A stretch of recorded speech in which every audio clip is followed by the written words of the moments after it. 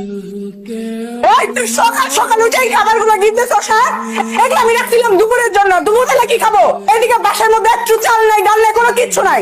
এই তুই কি মনে করছিস আমি আমার বাপের বাড়ি থেকে এনে তোর খালি খাওয়ামু? হ্যাঁ, এত সস্তা না। চোখ না। তুমি এগুলো কি বলতেছো নদী? কি বলতেছি তুই বুঝোস না? 5 মাস ধরে চাকরি বাকরি ছেড়ে আমার বাপের বাড়ির টাকায় চলতেছস। তোর ভাব সাথ দেখে তো মনে হয় যে তুই আগামী 30 বছর অন্যের টাকায় চলবি। তুমি সবকিছু জেনে শুনে তারপরে আমার সাথে এইভাবে কথা বলছো? এইভাবে বলবো না তো কি কোলে বসে বলবো? হ্যাঁ, তুই কি চাস তোর আমি সারা জীবন আমার কোলে বসে খাওয়াই? আমি তো চেষ্টা করছি নদী। এটা তো চেষ্টা না, এটা হলো তোর নাটক। এইসব নাটক বাদ দিয়া রিক্সা নিয়ে বেরোলো তো প্রতিদিন 300-400 টাকা ইনকাম হয়। এই নবাবী ভাব বাদ দে আর যা রিক্সা নিয়ে বেরো। ধর বাজারের ব্যাগ আর যা বাজারে যা। তুই আজকে বাজার না করে বাসায় ঢুকবি না, আমি বলে দিলাম। আমার কাছে তো টাকা নেই। টাকা আছে নাকি নাই এটা তো আমার দেখার বিষয় না। চুরি করবি না ডাকাইতি করবি, কিভাবে বাজার করবি এটা তোর ব্যাপার। বিনলে তুই এই বাসায় ঢুকবি না। যা বাজার করে নিয়ে আয়, যা। এই কি ব্যাপার দৌড় দিতেছে কেউ? আসসালামু আলাইকুম চাচা, ভালো আছেন? ওয়ালাইকুম সালাম। আরে আছি তো ভালো, কিন্তু সমস্যা তো একটাই, আর ওই সমস্যা হলো তোমরা। কি সমস্যা চাচা?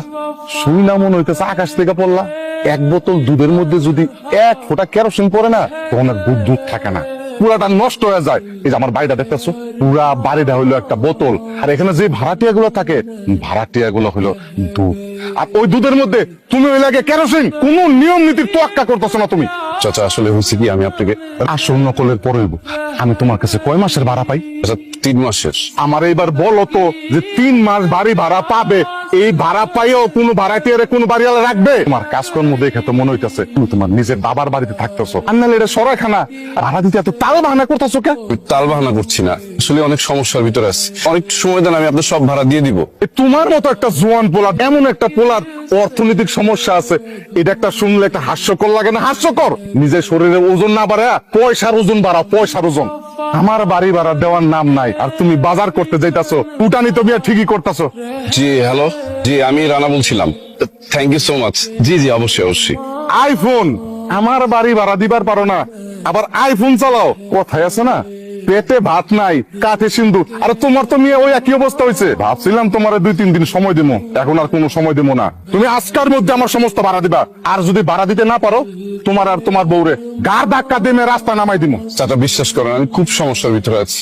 এই মাসের ভিতরে আমি আপনার ভাড়া দিয়ে দিব, আর একটা আমার সময় দেন আমাকে। আপনি তো আমার বাবার মতো, আপনিই বলেন আমার মতো একটা বেকার ছেলেকে কে টাকা ধার দিবে? আর আজকে তো আমার কাছে কোনো টাকা নেই। তোর সিরা ভিজবে না, টাকা কই পাবা মানে?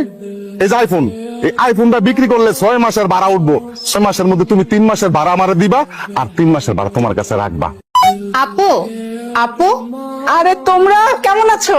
কেমন আছো আশা? আলহামদুলিল্লাহ ভালো। তোমরা এত সকাল সকাল এখানে? ক্লাস শেষে স্যারের বাসায় গেছিলাম, নোট আনতে যাবো, কিন্তু বাইরে যে এত গরম আর তেষ্টাও পেয়েছে, কিছু কারণ আর তোমার বাসার সামনে দিয়ে তো যাচ্ছিলাম, তাই ভাবলাম যে তোমার বাসা দিয়ে একটু পানি খেয়ে ঠান্ডা হয়, আর তোমার মিষ্টি মুখটা দেখে তারপরে চল। আসছো, ভালো করছো, বসো তোমরা, আমি একটা ব্যবস্থা করছি। এই নাও পানি, ঠান্ডা ঠান্ডা পানি, পানি খাও। তারপর বলো তোমার পড়াশোনার কি অবস্থা? এই তো যাচ্ছে।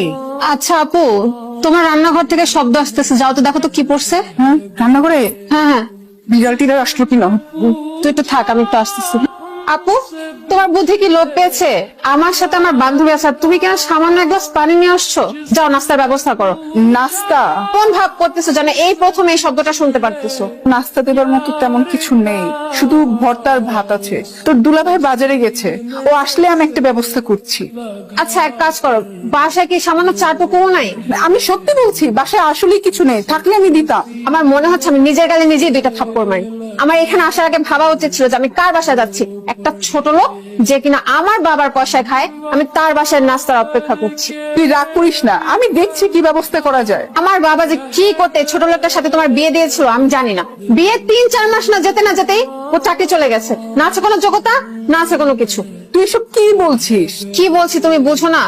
আপু একটাবার ভেবে দেখেছো, তোমার জামাই বেকার, এটা যদি কোনো পরিবার জানতে পারে, আমাকে কি তার বাড়ি বউ করে নিবে? তুই এভাবে কথা বলছিস কেন?